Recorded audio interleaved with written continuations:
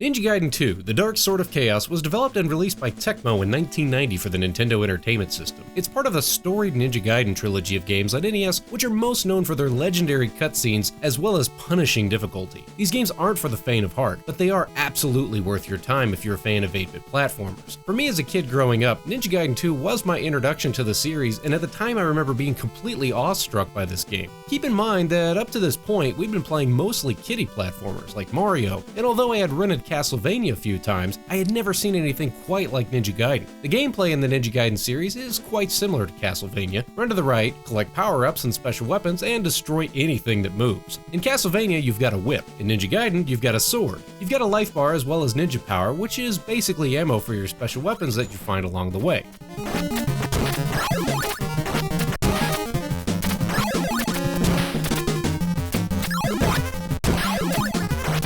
So yeah, it's a lot like Castlevania, but the big difference here, aside from the relentless difficulty, is cutscenes. At the start of the game, as well as between each stage, you get an animated cutscene fleshing out the game's story. If you manage to get through a stage and defeat a boss, you get to sit back and watch the next chapter unfold. Seeing these for the first time blew my mind as a kid, and the story was fantastic too. The first Ninja Gaiden tells the tale of a ninja warrior named Ryu Hayabusa who goes on a mission to avenge the death of his father and gets wrapped up in a plot that threatens the fate of the entire planet. Ninja Gaiden 2 picks up about a year after the events of the first Ninja Gaiden with an enemy named Ashtar who takes control of the Dark Sword of Chaos, and once again the fate of the world is at stake. I don't want to spoil too much of the story, but it features several twists and turns, and it's just as much fun watching the events unfold as it is actually playing the game. It features a colorful cast of characters including Ryu as well as Special Ops Agent Robert. This guy is kind of a badass and bails Ryu out a couple times along the way. Then there's Irene, the classic damsel in distress that Ryu has to rescue, and then you've got some villains along the way such as Ashtar and a few callbacks to the first game in the series. The story was very adult too. This definitely wasn't a kid's show.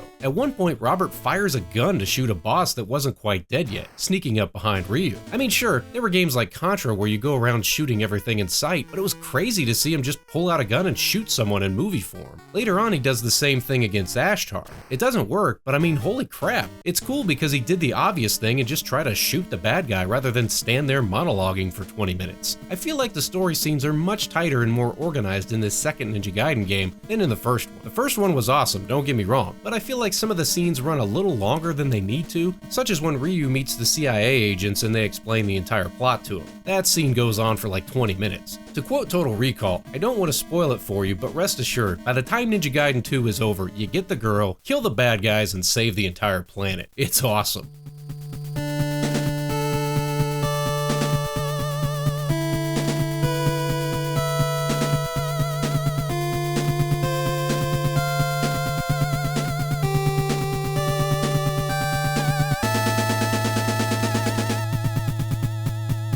And there's an actual game in between all these cutscenes too, and it's a very well done hack and slash platformer. Running, jumping, and swinging your sword is all responsive and tactile, while the game throws a variety of enemies at you. One big difference between this and the first game is that Ryu can climb up the side of just about any surface, while in the first game, Ryu could catch himself on a wall, but only climb up where there's a ladder. That's super helpful in a pinch, and I'm not sure why they ever thought to do it the other way. This time around, you also get way more special weapons. The first game was a little stingy, but this time you get all sorts of helpful power-ups such as ninja throwing stars, upward and downward firing projectiles, as well as a fire wheel. You also get Ryu clones which follow you around and mimic your attacks. At times, this almost makes you overpowered, especially for certain boss fights. But don't get too excited. This game still has plenty of areas where you'll be throwing your controller in a fit of rage. Respawning enemies, eagles that chase you, and flames that just hover over you until you die are all a thing here.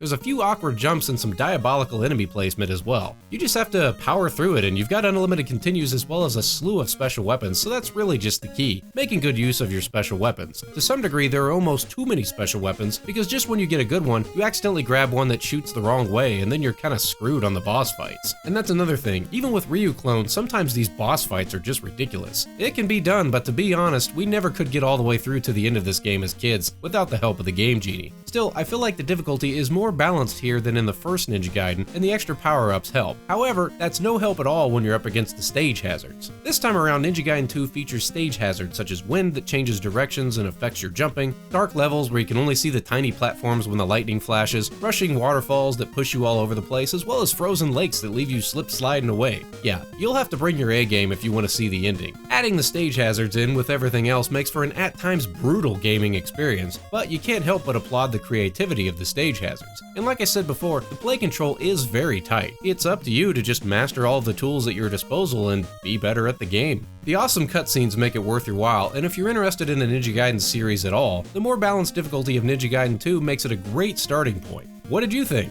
Did you play any of the Ninja Gaiden games growing up, or only discover them recently? Which one did you play first? And did you ever beat any of these games without using a Game Genie or some sort of cheat? Which one was your favorite? As always, thank you for watching. Please don't text and drive, and I'll see you next time on Friday Night Arcade.